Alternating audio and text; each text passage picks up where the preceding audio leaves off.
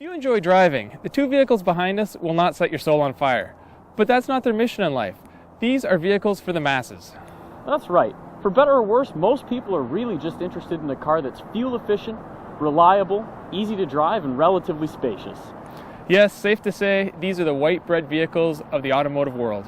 But hold on a second, Mike. A lot of people like white bread. In fact, these two cars last year were the best selling in America.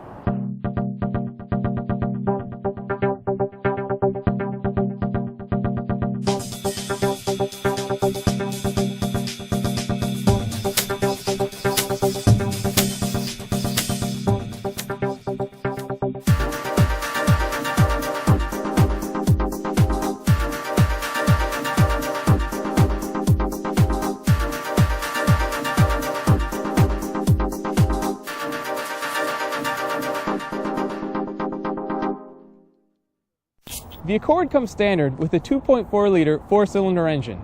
It produces 184 horsepower and 181 pound-feet of torque. Our Accord came equipped with a continuously variable transmission, but a 6-speed manual is available. Expect 27 miles per gallon city and 36 miles per gallon highway for the four-cylinder Accord. The Accord starts at a price of $21,680, but our loaded-up EXL test vehicle came in at $29,995. As equipped, our Camry gets a 2.5-liter four-cylinder that makes 178 horsepower and 170 foot-pounds of torque. That engine gets 25 miles per gallon in the city or 35 on the highway and comes mated with a standard 6-speed automatic. Pricing kicks off at $22,850 including delivery, but ratchets up to $28,520 for our more luxurious XLE trim. Last year, the Camry got a redesign, and there's really nothing different here stylistically. But some of the key points you might remember are a revised front fascia, new fog lights, and a bolder grille. The taillights also got larger with a new convex shape that helps spice up the Camry's styling. Conventional proportions keep it out of ugly territory, but it still doesn't hold up to the Accord's curb appeal. But that's not to say the Accord is a styling masterpiece. However, the evolutionary styling over the previous generation has been pulled off very successfully.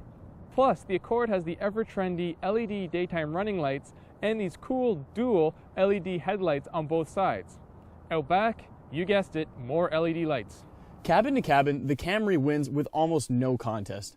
That's because as you climb through the trim levels in these two cars, you come closer to looking like the luxury brands that they sit underneath. That, of course, is Lexus and Acura. In this case, that plays directly into the Camry's hand, because Lexus actually competes with German brands like Mercedes, Audi, and BMW, where Acura sits in a second-tier luxury category that's more associated with less desirable brands. Touches like the wood look trim throughout the cabin and the aluminum look bezels around the cup holders, the shift knob, and many other places in the cabin go a long way to make it feel an awful lot nicer. So does the stitching that sits on the dash. But there are some problems with this interior. Specifically, this plastic piece here on the center stack has fake stitching and it just looks cheap. It feels awful. And similarly, this compartment here in the center also feels like something you'd expect to see on a rental car. And something I found particularly strange is the fact that this black plastic doesn't actually match the black plastic on the center stack. It would have been nice if they would have done that. The Accord features a well laid out dashboard design. The front seats are wide, squishy, and comfortable, and all the controls are where you'd expect to find them. If you buy one of these Accords, find a menu item named Interface Dial Feedback and turn it off. It is the most infuriating system I've ever encountered. As the text-to-speech gets so far behind, it will freeze the entire system up for 10 to 15 seconds and completely lock you out of it. It's just mind-blowing that the Honda engineers could design such an attractive gauge cluster but screw up the text-to-speech so badly. Unfortunately, there's really no hiding the fact that the Camry can be a little bit dull to drive, and it's sort of funny to think that Toyota runs it in NASCAR, because there's really not very much in common here. Still, the 2.5-liter four-cylinder does provide plenty of power for your daily commute, and it doesn't feel particularly underpowered. This car only comes with a 6-speed automatic, and that stands in comparison to the Accord, which comes with either a manual or a CVT. Most people aren't going to pick the manual anyway, though, so in my opinion, it really doesn't matter that much. What does matter, on the other hand, is the fact that this automatic transmission still has manual gear selection. And that's important to me because it lets me select which gear I'm in, and especially during winter driving, that's a little bit of extra security that I really appreciate having. Steering and handling in the car do feel a little bit uninspired at times, but that's not necessarily a bad thing because most people who drive the car are going to feel that and see it more as the car being predictable and easy to understand and handle. The Camry is the easier vehicle to drive of the two, but the Accord feels more refined. Despite having a CVT, it's almost flawless in all its actions. The CVT is one of the best I've ever driven, and you don't really notice it's there. The engine doesn't drone, and it perfectly simulates gears without giving up any compromises to fuel economy. Steering feel, throttle response, and chassis dynamics all favor the Accord. The Accord does feature a sport mode, but it doesn't have any way to manually select gears or feature any paddle shifters, fitting for a car with no gears. In the end, there can only be one winner. I personally would pick the Accord.